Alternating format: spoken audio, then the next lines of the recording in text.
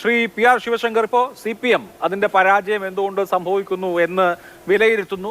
അവർ തിരുത്താൻ തീരുമാനിക്കുന്നു. നമ്മൾ കാണേണ്ടത് 2019 ഇതുപോലെ ഒരു തിരിച്ചടി അവർക്കുണ്ടായിരുന്നു. അതിനുശേഷം അവർ ചില തിരുത്തൽ നടപടികളിലേക്ക് കടന്നു. അന്ന് 2019 122 സീറ്റുകളിൽ ആണ് ഇടതുമുന്നണി പിറകിൽ പോയതെങ്കിൽ ഇത്തവണയും ഏതാണ്ട് അങ്ങനെ തന്നെയാണ്. 111 സീറ്റിൽ UDF-ഉം 11 സീറ്റിൽ BJP-യുമാണ് ഇത്തവണ നിയമസഭാ സെഗ്മെന്റുകൾ എടുത്താൽ മുന്നിൽ നിൽക്കുന്നത്.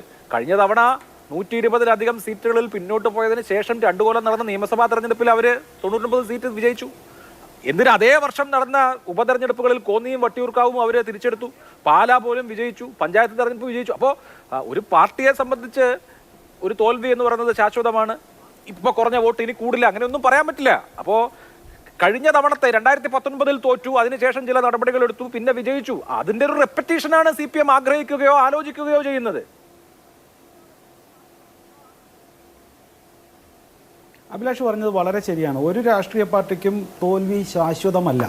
പക്ഷേ അത് CPM സമ്മതിക്കില്ല. ഞാൻ നേരത്തെ സൂചിപ്പിച്ചതുപോലെ BJP-ക്ക് വോട്ട് കറിഞ്ഞാൽ BJP വോട്ട് വിറ്റു, CPM-ന് വോട്ട് കറിഞ്ഞാൽ ജനങ്ങൾക്ക് ചില തെറ്റുപറ്റി, ബഹുജന കൂട്ടായ്മയോടെ അത് തിരുത്താൻ അവർക്ക് പറ്റും. CPM-ൻ്റെ വോട്ട് വിൽക്കാൻ പറ്റില്ല എന്നുള്ളതാണല്ലോ അവരുടെ രീതി.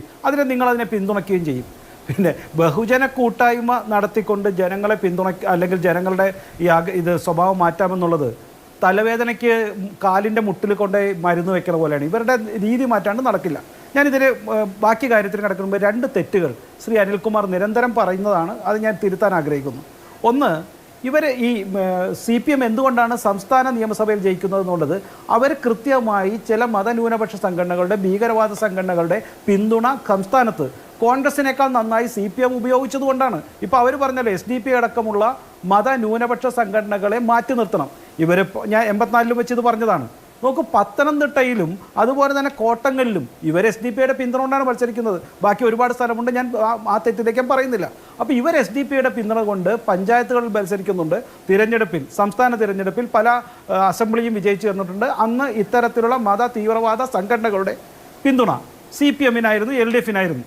2, ഇവർ പറഞ്ഞിട്ടുണ്ടല്ലോ, ഇപ്പോൾ ഇദ്ദേഹം പറഞ്ഞൊരു കണക്ക് ഒന്ന് ആലോചിച്ച് നോക്കൂ. LDF അല്ലെങ്കിൽ കേരളത്തിലെ ഭരണകൂടം ഒരിക്കലും മുതലാളിമാരെ പിന്തുണയ്ക്കുന്നില്ല. എന്നിട്ട് അദ്ദേഹം പറഞ്ഞു ഞങ്ങൾ അദാനിയെ പോർട്ട് മാത്രം, ഒരു വിഴിഞ്ഞം പോർട്ടിൽ മാത്രമാണ് ചെയ്തത്. ഞാൻ കണക്ക് എണ്ണി പറയാം. കേരളത്തിലെ സംസ്ഥാന സർക്കാർ ഉദ്യോഗസ്ഥരുടെ ഇൻഷുറൻസ് റിലയൻസിനല്ലേ നിങ്ങൾ ആദ്യം കൊടുത്തേ? 2, മെട്രോൻ്റെ ആക്സസ് കാർഡ് നിങ്ങൾ ആക്സിസ് ബാങ്കിനല്ലേ കൊടുത്തേ? 3, KSRTC-യുടെ സ്വിഫ്റ്റ് നിങ്ങളേത് പ്രൈവറ്റൈസേഷനിൽ ചെയ്യാൻ ശ്രമിക്കുന്നത്? 4, KMRL CMRL-ൻ്റെ കാര്യത്തിൽ നിങ്ങൾ KSIDC-യെ കൊണ്ട് എന്തുകൊണ്ട് നിങ്ങൾ അത്തരത്തിൽ കേസ് കൊടുക്കാൻ സമ്മതിച്ചില്ല അവിടെ നിന്ന് പണം പോയപ്പോൾ? 4, കുടിവെള്ളം. ഇപ്പോൾ അവസാനം കുടിവെള്ളത്തിൻ്റെ കാര്യത്തിൽ എന്തിനാണ് ഈ ഫ്രഞ്ച് ഒരു ഏജൻസിയെ കൊണ്ട് പുതിയ ടെൻഡർ കൊടുപ്പിക്കുന്നത്? അപ്പോൾ നിങ്ങൾ നിരന്തരമായി മുതലാളിത്ത വിദേശ ശക്തികളെ എല്ലാം നിങ്ങൾ ചെയ്യുന്നുണ്ട്.